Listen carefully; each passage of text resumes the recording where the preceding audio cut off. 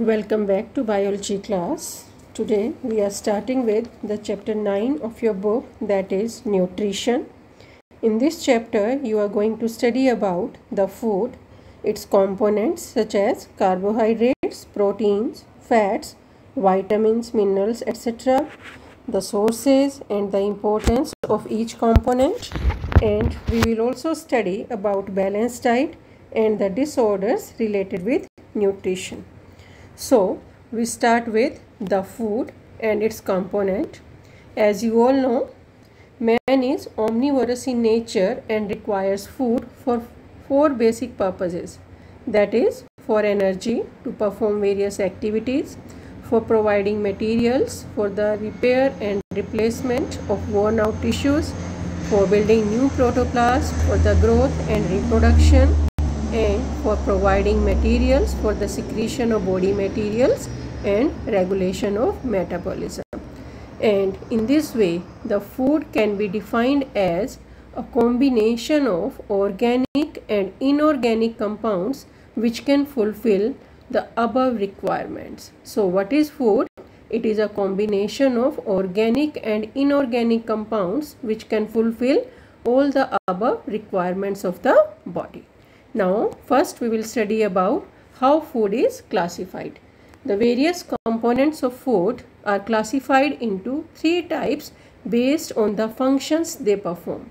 That is, the energy yielding foods such as carbohydrates and fats. These components provide energy to the body. Then there are body building foods such as proteins and carbohydrates and fats also. And these are the components which help in growth, repair and replacement of worn out tissues and in reproduction also.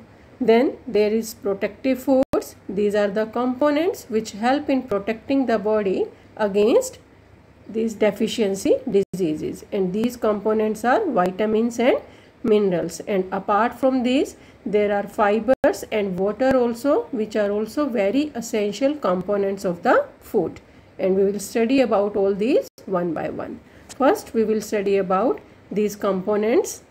These are the major components of the food, that is carbohydrates, proteins, fats, vitamins, minerals, water and roughage. The food must contain all these components to meet all the body requirements.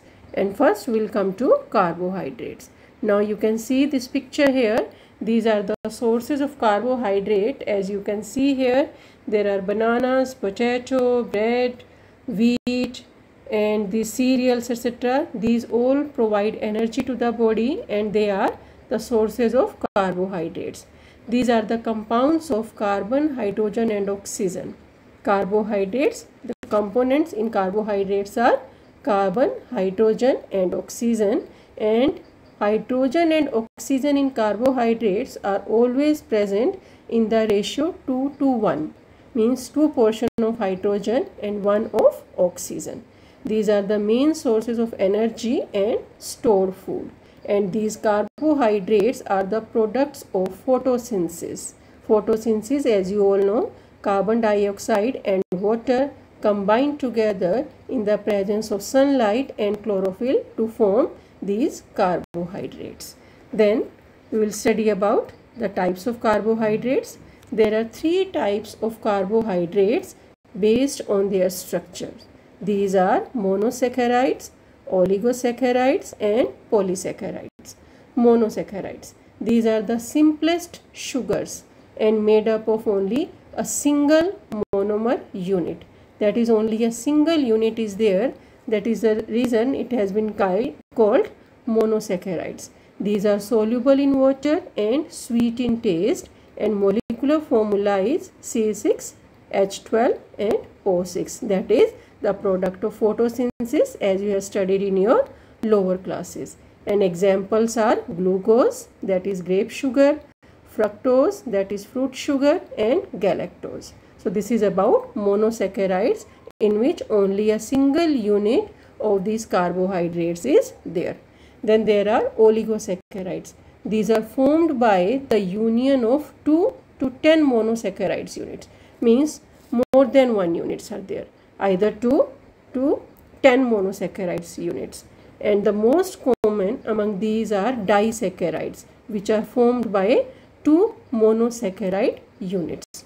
These disaccharides are also soluble in water and sweet in taste, and the examples are sucrose, that is cane sugar, and it is formed by 1 glucose molecule and 1 fructose molecule. Then there is maltose, that is malt sugar, which is formed by 2 molecules of glucose. And then there is lactose, that is milk sugar, and it is formed by 1 glucose molecule and 1 galactose molecule. So you can see here these disaccharides which are formed by 2 monosaccharides. Then there are polysaccharides, as the name is suggesting, these are formed by union of more than 10 monosaccharides. These are neither sweet in taste nor soluble in water. And the examples are cellulose, which is a component of cell wall, starches, which is a food stored in plant, and glycogen, it is a food stored in animals. And cellulose, it is the most abundant naturally occurring organic compound. So this is about the 3 types of carbohydrates based on their structure. Now we will study about the importance of carbohydrates. So first importance is these are the sources of energy. Carbohydrates, these are used as fuel in all the organisms are the main components to provide energy to the body.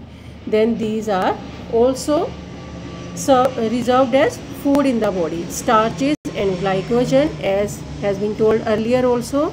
Starches, these are the stored food in plants, and glycogen, these are the stored food in animals. So these also serve as reserved food in plants and animals.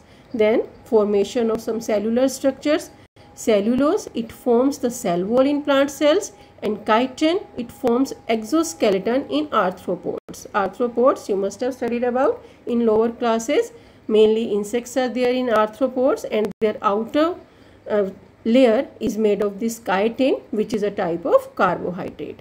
Then structural components, ribose and deoxyribose sugars are the structural component of RNA and DNA respectively.